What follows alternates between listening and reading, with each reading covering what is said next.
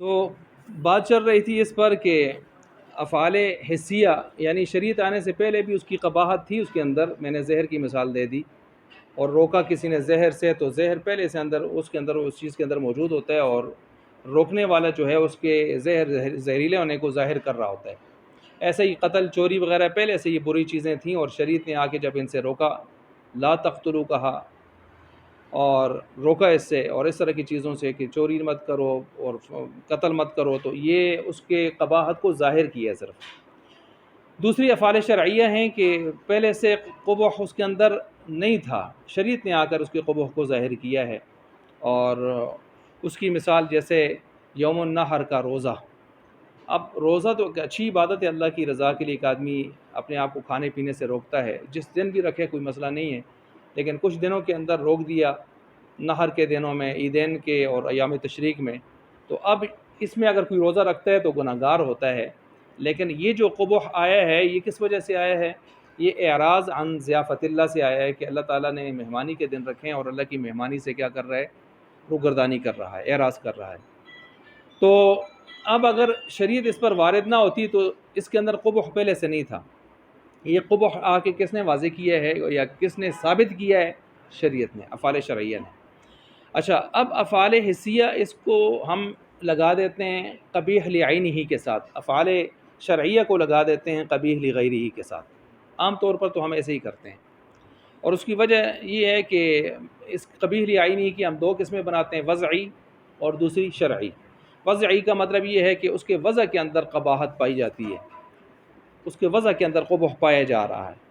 مثال کے طور پر کہ اس کے کفر ہے، اللہ تعالیٰ کی نافرمانی، کفران نعمت کہہ دیں یا کفر کہہ دیں توحید کے اعتبار سے، وجود باری تعالیٰ کے اعتبار سے.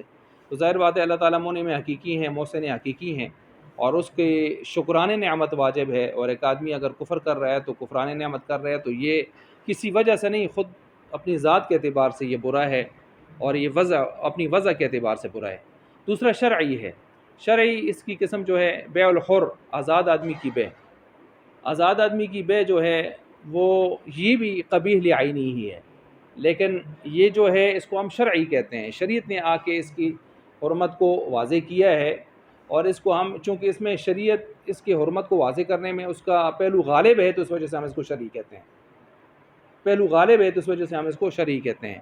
اور جو پہلا وضعی ہے اس میں فطری اعتبار سے ایک چیز، فطری پہلو غالب ہے کہ محسن حقیقی اللہ کی ذات کیوں نافرمانی ہو اس کی.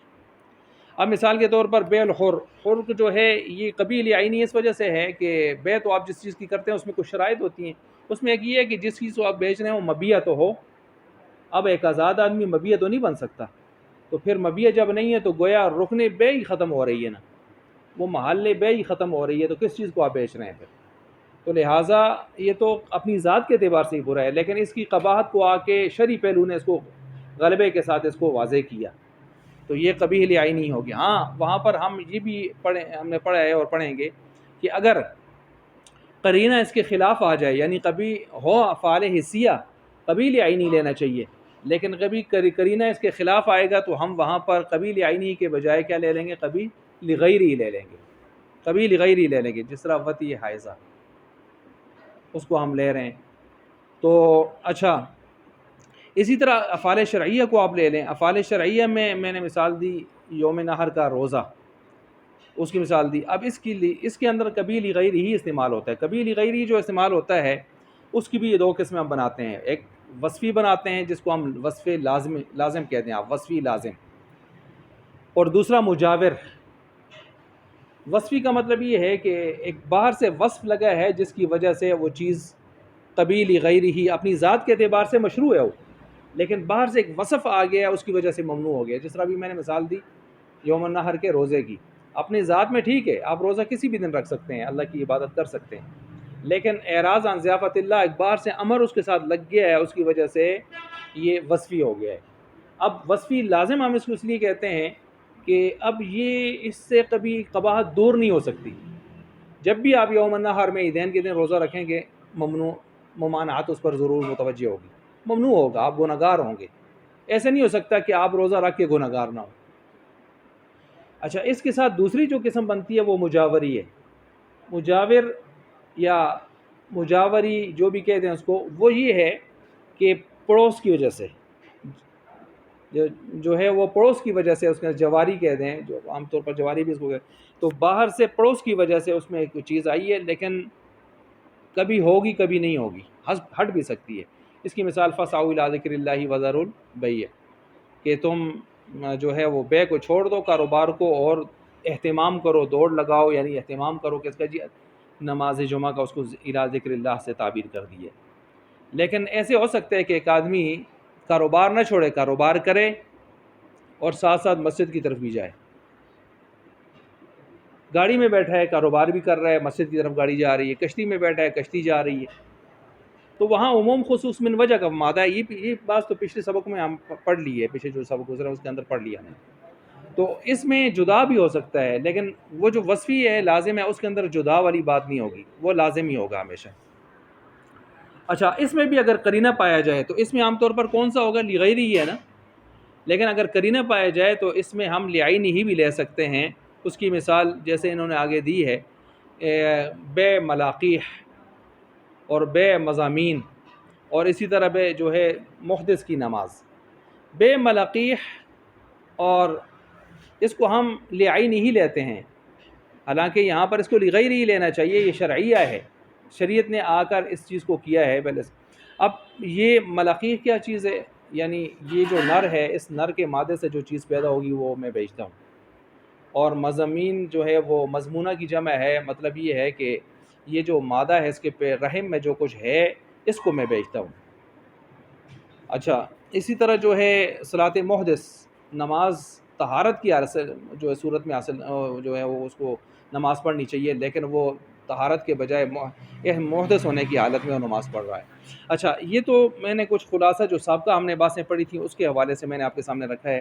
اب یہ جو جہاں سے ہم پڑھ رہے ہیں سبق نمبر 75 کو ہم جو لے کے چلے ہیں، وعن الامور الشرعیۃ یقع علی الذی اتصل به وصفا، یہاں سے یہی بتا رہے ہیں کہ بھائی نہیں، افعال امور شرعیہ جو ہے اس پر جو وارد ہوتی ہے وہ کون سی ہوتی ہے؟ قبیح لغیری ہی ہوتی ہے۔ کون سی ہوتی ہے؟ قبیح لغیری ہی ہوتی ہے، اور قبیح لغیری ہی میں پھر دو قسمیں کون سی ہوتی ہے؟ وصفی ہوتی ہے۔ ہاں، کبھی اس میں دوسری بھی ہو سکتی ہے، مجاوری، جاور والی بھی ہو سکتی ہے، دوسری بھی ہو سکتی ہے، لیکن زیادہ تر کون سی ہوگی؟ قبیح لغیری ہی وصفی ہوگی۔ کب؟ امور شرعیہ کے اندر جب یہ نہیں وارد ہو جائے، یعنی فعل منہی عنہ افعال شرعیہ میں سے ہوتا ہے۔ ہاں، تو میں نے کہا کبھی یہ دوسری قسم بھی قبیح لغیری کی آ سکتی ہے، کون سی جی؟ مجاوری، لیکن زیادہ تر کون سی ہوگی؟ پہلی والی ہوگی۔ مثال کے طور پر مجاوری بھی کبھی آ سکتی ہے، جیسے مغصوبہ زمین پر نماز پڑھنا، کسی نے کسی کی زمین غصب کی ہے، اس کے اوپر کیا پڑھ رہا ہے؟ نماز۔ یہ مثالیں بھی پیچھے گزر چکی ہیں، تو وہاں پر ہم مجاوری اس کو لے سکتے ہیں۔ اچھا، اب یہاں پر کہتے ہیں کہ وعن الامور شرعیتی، اور امور شرعیہ جو ہیں افعال شرعیہ، یقع علی الذی اتصل به وصفا، اس کے اوپر اگر نہیں آ جائے تو اس سے مراد ہم لیں گے قبیح لغیرہ وصفا، عطفا علی قولہ، اس کا عطف بنتا ہے اس قول کے اوپر، عن الافعال الحسیہ، چونکہ پیچھے افعال حسیہ کی بات گزری ہے۔ افعال حسیہ میں کون سی نہیں ہم نے لی ہے؟ قبیح لعینہ، قرینہ صارفہ آیا ہے تو پھر قبیح لغیرہ کی طرف بھی ہم گئے ہیں۔ یہاں کون سی ہم نے لی ہے؟ قبیح لغیرہ، اور قرینہ صارفہ آئے گا تو ہم قبیح لعینہ بھی لے سکتے ہیں۔ یہ بات ابھی میں نے کر دی، یعنی والنہی عن الامور شرعیتی، نہی امور شرعیہ سے، یقع علی القسم الذی، واقع ہوتی ہے اس قسم کے اوپر، الذی اتصل به القبح وصفا، کہ جو اس سے متصل ہو، یعنی کون سی جی قبح؟ یہ قبیح لغیرہ وصفا اس کے اوپر واقع ہوگی امور شرعیہ میں، یعنی یحمل علی، یعنی حمل کیا جائے گا اس کو اس پر کہ انہ قبیح لغیرہ وصفا، وہ قبیح ہے، قبیح لغیرہ وصفا، کس میں؟ افعال شرعیہ میں، امور شرعیہ میں۔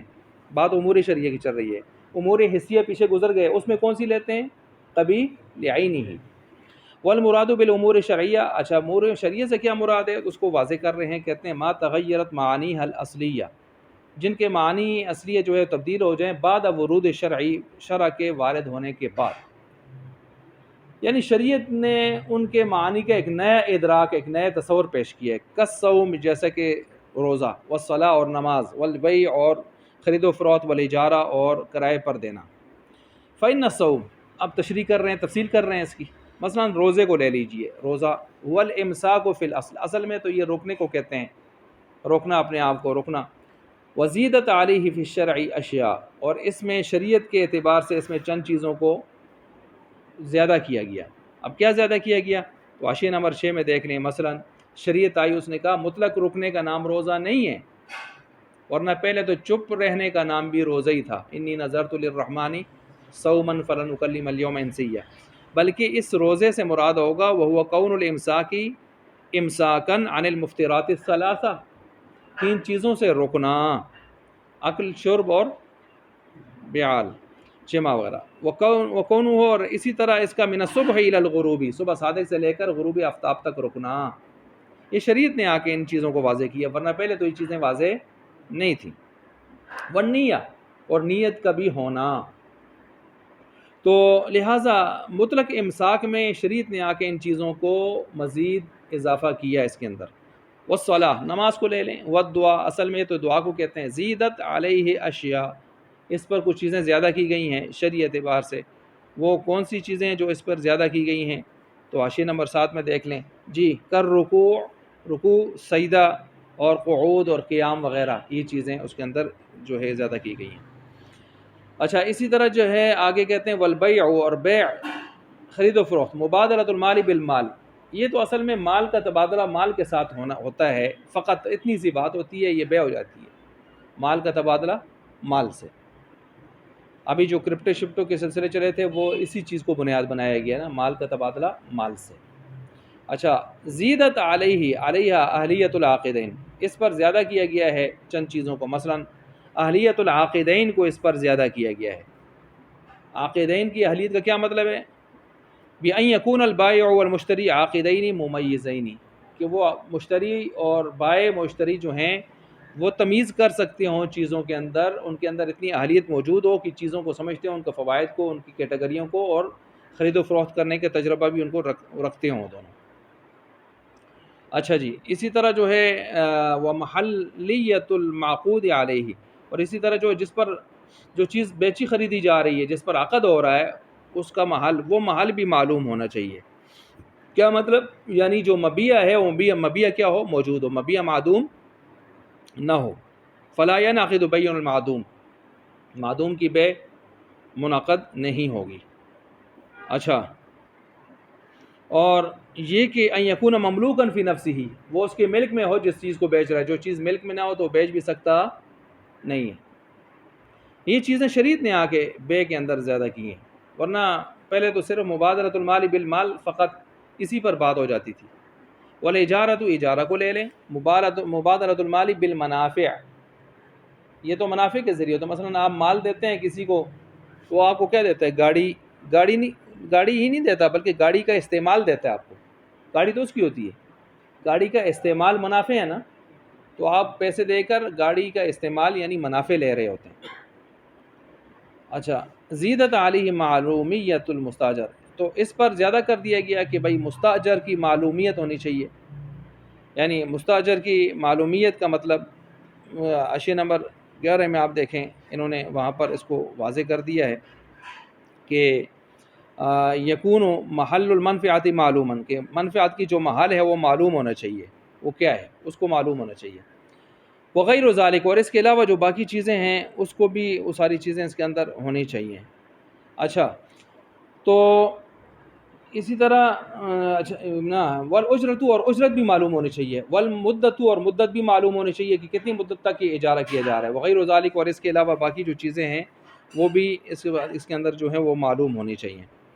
اچھا، یعنی وہ منفعت جو مقدور الاستیفاء ہو حقیقتاً و شرعاً ہو. یعنی مطلب یہ ہے کہ جو چیز منافع اس پر اجرت پر دے رہا ہے، اجارے پر دے رہا ہے، تو وہ معصیت والی بھی نہ ہو. کوئی معصیت والی چیز ہے اگر وہ خرید رہا ہے تو ظاہر بات ہے ناجائز ہے، اجارہ کرائے پر لے رہا ہے.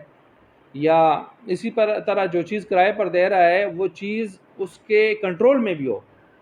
یہ نہیں ہے کہ ایسے غلام کو ایسی چیز کو دے رہا ہے کہ جو عابق ہے، بھاگا ہوا غلام ہے، چلیں جی میں کرائے پر دیتا ہوں، فی الحال بھاگا ہوا ہے، جب آ جائے گا پھر میں آپ کو دے دوں گا، تو یہ اجارہ نہیں ہوگا. تو یہ جو ہے مقدور الاستیفاء بھی ہو، یعنی اس فائدہ اٹھانے کے پوزیشن میں بھی ہو. تو یہاں پر کہتے ہیں جو ہے فنہی پس نہیں جو ہے عن هذه الافعال شرعیہ، ان افعال شرعیہ سے جو نہیں ہوگی عند الاطلاق، مطلق عند الاطلاق کا مطلب ہے ای وقت عدم القرینتی، جب قرینہ اس صارفہ اس کے اوپر پھیرنے والا نہ ہو کسی طرف، دوسری طرف جو ہے یحمل علی القبح الوصفی، اس کو ہم قبیل غیرہ وصفی کے اوپر کیا کریں گے، حمل. یہی تو بات اوپر سے چلی آ رہی ہے ساری.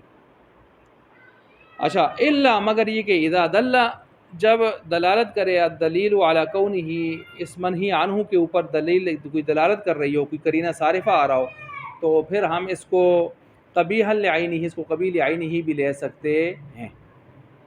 اچھا کنہی عن بین المضامین، جیسا کہ آپ نہیں بین المضامین، مضامین کی ابھی میں نے تشریح کر دی، مضمونہ کی جمع اور کس کو کہتے ہیں، ملاقیح کی بے وہ بھی میں نے تشریح کر دی، صلاۃ المحدث اور اس کی بھی میں نے تشریح کر دی ہے.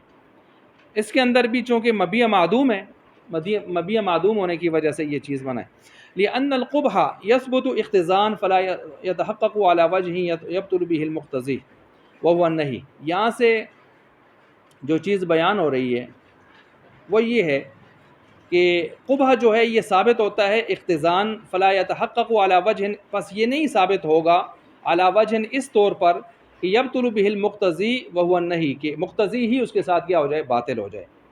مقتضی کون ہے؟ وهو النہی، نہیں. دو چیزیں جی، ایک ہے مقتضی، ایک ہے مقتضا. مقتضی ہے نہیں اور مقتضا جو ہے وہ ہے قبح. اب امام شافعی رحمۃ اللہ علیہ کہتے ہیں افعال شرعیہ ہوں یا حسیہ ہوں، دونوں میں قبیل عینی لیں گے. ہم نے کیا کہا ہے، افعال حسیہ میں تو لے لیں گے قبیل عینی ہی جب تک قرینہ صارفہ نہ ہو، لیکن افعال شرعیہ میں کس کو لیں گے؟ قبیل غیرہ وصفاً کو لیں گے، کبھی مجاورن کو لیں گے. لیکن قرینہ صارفہ آیا تو ہم قبیل عینی کی طرف جائیں گے، ورنہ ہم کس میں رہیں گے؟ قبیل غیرہ کے اندر رہیں گے. قبیل غیری کا مطلب ہی یہ ہے کہ ذات کے اعتبار سے مشروع ہے، لیکن وصف کے اعتبار سے کیا ہو گیا ہے؟ غیر مشروع. وصف کے اعتبار سے غیر مشروع ہے. امام شافعی رحمۃ اللہ علیہ دونوں میں وہی لے رہے ہیں. لیکن اب امام شافعی رحمۃ اللہ علیہ دونوں میں وہی کیوں لے رہے ہیں؟ تو ان کی دلیلیں بھی یہاں پر دیکھ لیں، ان کی دلیلیں بھی یہاں دی ہوئی ہیں. دلیل علی الدعوی الاخیرہ، آخری جو دعویٰ ہے اس کے اوپر یہ دلیل بنتی ہے. آخری دعویٰ کون سا بنتا ہے جی؟ وہی ہے کہ افعال شرعیہ جو ہیں یہ ان کے اندر کون سی قبیح نہیں آتی ہے، قبح کون سا آتا ہے؟ قبیل غیرہ وصفاً. یہ جو دوسرا دعویٰ ہے. پہلا دعویٰ تو وہ ہو گیا کہ امور حسیہ جو ہیں ان کے اندر قبیل عینی ہی والی نہیں ہوتی ہے. دوسرا دعویٰ یہ ہو گیا کہ افعال شرعیہ کے اندر کون سی وہی ہوتی ہے؟ لغیرہ والی. اچھا وہ بیان ہو، اس کو اگر ہم بیان کریں اس چیز کو، تو اس کا بیان جو ہے یقتضی تقاضا کرتا ہے بستاً ایک تفصیل کا. تفصیل کیا ہے؟ وہوا ان فی النہی، کہ نہی کے اندر عن الافعال شرعیت اختلافاً، افعال شرعیہ کے حوالے سے اختلاف پایا جاتا ہے. فقال شافعی، پس امام شافعی رحمۃ اللہ علیہ وہ فرماتے ہیں انہ یقتضی القبح، یہ قبح کا تقاضا کرتا ہے لعینہ. کون سے قبح کا؟ لعینہ. وہو الکامل، اور قبح کے اندر کامل کون ہے؟ قبیل عینی لغیری کے اندر کامل. یہ امام شافعی کی دو دلیلیں آ گئی ہیں کہ ہم امور شرعیہ ہوں حسیہ ہوں دونوں میں کس کو لیں گے؟ قبیل عینی ہی کو. کیوں لیں گے؟ دلیل نمبر ایک یہ ہے وہو الکامل، قبح کے اندر کامل کون ہے؟ لعینی. قیاساً، یہ دلیل نمبر دو ہے امام شافعی کی. دلیل نمبر دو یہ ہے کہ قیاس کریں گے اول پر. اول میں آپ بھی مانتے ہیں امور حسیہ میں کون سا لیا جاتا ہے؟ قبیل عینی ہی. تو ثانی میں بھی کون سا لے لیں؟ لعینی ہی. یہ امام شافعی کی دو دلیلیں آ گئی اعلیٰ ما آتی، جس طرح کیا گیا تو آ رہی ہے تفصیل. ونحن نقول، لیکن ہم یہاں پر اس کا جواب دیتے ہیں. ہم نہیں کہتے، ہم کہتے ہیں کہ امور حسیہ میں تو قبیل عینی ہے اور امور شرعیہ میں قبیل لغیرہ وصفاً ہے. سمجھ گئے بات کو؟ اب ہم جو اپنا مدعا ثابت کرنے کی کوشش کرتے ہیں تو ہم اس کے لیے پہلے ایک تمہید سامنے رکھتے ہیں. تمہید کیا ہے؟ نہیں نفی کا پہلے فرق. نہیں نفی میں کیا فرق ہے؟ چیز موجود ہو تو اگر کوئی روکے تو اس کو کہتے ہیں نہیں. پانی موجود ہے، میں کہتا ہوں نہ پئیں تو نہیں. پانی موجود ہی نہیں ہے اور روک رہے ہیں تو اصل میں نفی، وہ کیا ہے؟ نفی ہے. ایک بات تو یہ ہے. مثلا ایک نابینا ہے، اس کو کوئی آدمی کہے لا تبصر، مت دیکھ، تو یہ تو نفی ہے سیدھی سیدھی. اور ایک بینا ہے، اس کو ایک آدمی کہتا ہے لا تبصر، تو اس کا مطلب یہ ہوتا ہے کہ واقعی مت دیکھ. تو یہ اس معنی میں نہیں کے معنی میں استعمال ہوتا ہے. ایک بات تو یہ ہوگی. دوسری بات یہ ہے کہ نہیں کی وجہ سے قبح جو ہے وہ اقتضان ثابت ہوتا ہے. اقتضان ثابت ہونے کا مطلب یہ ہے، پیچھے ہم نے پچھلے سبقوں میں پڑھا ہے، جس طرح امر کے اندر حسن اس لیے ہوتا ہے کہ عامر حکیم ہوتا ہے، وہ اچھی چیزوں کا حکم کرتا ہے. تو نہیں کے اندر قبح اسی وجہ سے ہوتا ہے کہ ناہی بھی حکیم ہوتا ہے، وہ بری چیزوں سے روکتا ہے، اچھی چیزوں سے روکتا نہیں ہے. وَيَنْهَى الْفَحْشَاءِ وَالْمُنْكَرِ إِنَّ اللَّهَ يَأْمُرُ بِالْعَدْلِ وَالْإِحْسَانِ. تو ان جو چیزیں صحیح ہیں ان کا امر کرتے ہیں کہ ان کے اندر اب جو ہے حسن ان کے اندر موجود ہے، امر عدل اور احسان کے اندر حسن موجود ہے. وَيَنْهَى الْفَحْشَاءِ وَالْمُنْكَرِ، ان دو چیزوں کے اندر قبح موجود ہے، اس لیے ان سے روکتا ہے. اچھا، اب یہاں پر مقتضا میں نے کہا نا وہ قبح ہے، اور مقتضی کیا ہے یہاں پر؟ نہیں ہے. اب ہم مقتضا کو اس طور پر ثابت کریں گے کہ مقتضی ختم نہ ہو جائے. مقتضی کون ہے؟ نہیں. یعنی ہم یہاں پر قبیل یا لغیری اس لیے لے رہے ہیں، کس میں؟ افعال شرعیہ میں، تاکہ وہ جو مقتضی نہیں ہے اس کا وجود قائم رہے.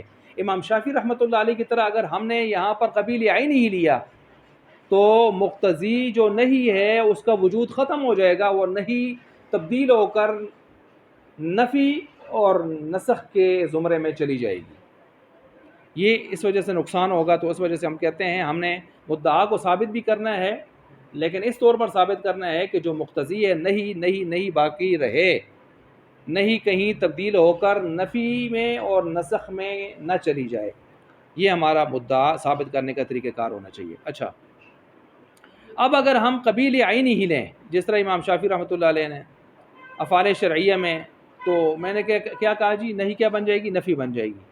اور مکلف کا جو اختیار ہے وہ سرے سے کیا ہو جائے گا؟ باطل ہو جائے گا. سرے سے کیا ہو جائے گا؟ باطل ہو جائے گا. دیکھیں اس کو اس طرح سمجھیں آپ.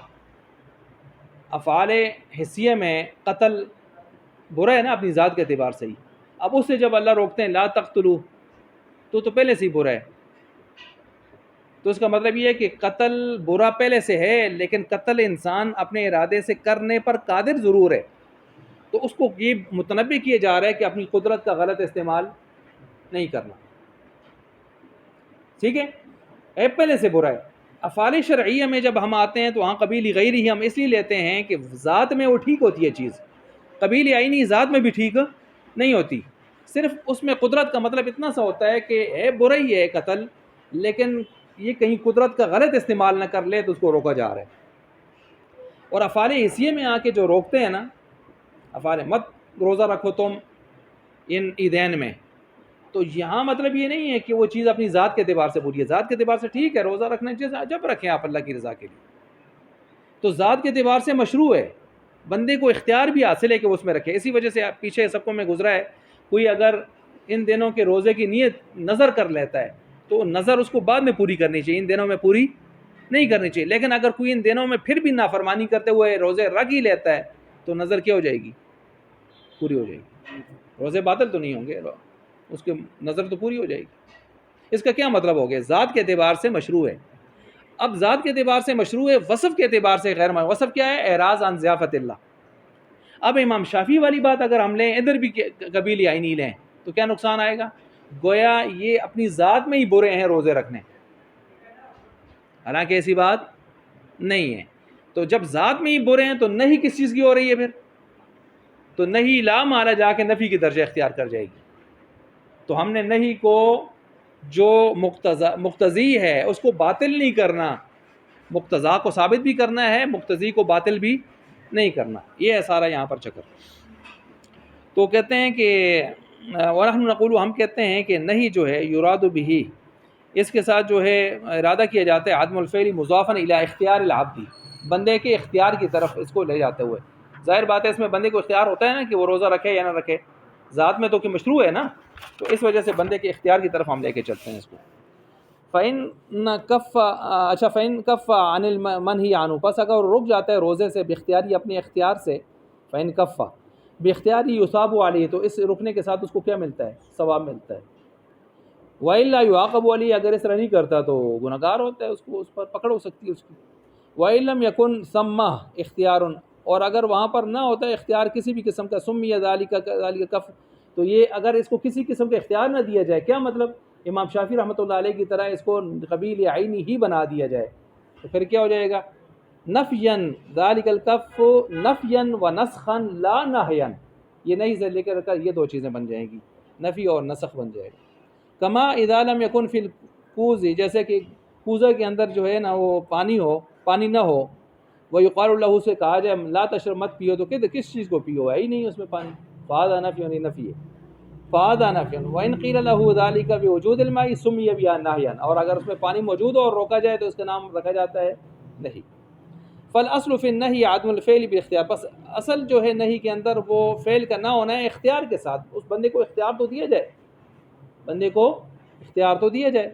والقبح انما یثبت فی النہی اقتضان ضرورت حکمت النہی، اور قبح یہاں پر ثابت ہوتی ہے نہیں کے اندر اقتضان ثابت ہوتی ہے، اس کا تقاضا ہو رہا ہوتا ہے ضروری طور پر، کیونکہ ناہی حکیم ہوتا ہے، ناہی کیا ہوتا ہے؟ حکیم ہوتا ہے، اور وہ حکمت کی وجہ سے روک رہا ہوتا ہے۔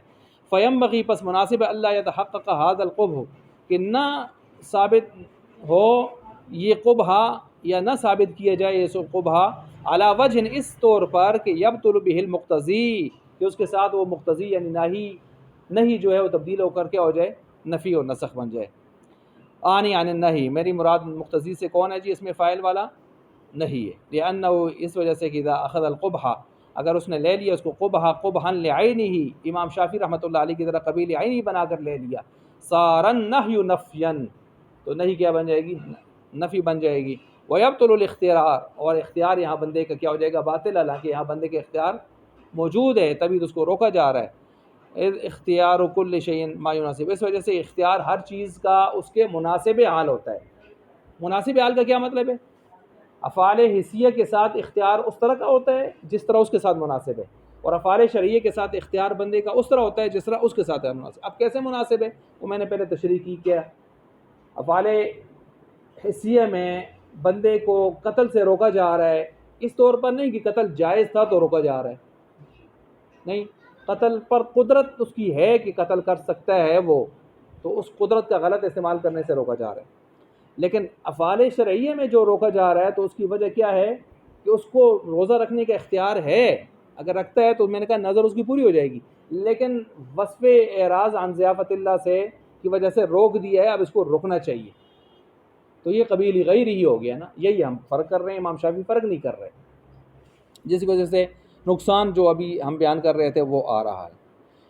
لأنه أخذ القبح قبحا لعين قبيحا لعينه صار النهي نفيا ويبطل الاختيار إذا اختيار، فالاختيار الافعال الحسیہ، پس اختیار افعال حسیہ کا، والقدرت حسا، وہ اصل میں قادر ہونا ہے حسی طور پر، کیا قادر ہونا ہے؟ اے یعنی یقدر الفاعل، بندہ یہ فاعل ہوتا ہے اس کا ان یفعل الزنا، کہ وہ زنا کر تو سکتا ہے نا بے اختیار ہی، اپنے اختیار کے ساتھ، اگرچہ ہے برا لیکن کر تو سکتا ہے، تو وہ قدرت کے غلط استعمال کرنے سے روکا جا رہا ہے۔ ثم یکف عنہ، پھر وہ رک جاتا ہے اس سے، نظرا الی نہی اللہ تعالیٰ کی، اللہ تعالیٰ کی نہی کی طرف نظر کرتے ہوئے، فیکون القبح ثم لعینی، لہٰذا وہاں پر قبیح کیا ان سے کون سا بن جاتا ہے؟ قبیح لعینی ہی۔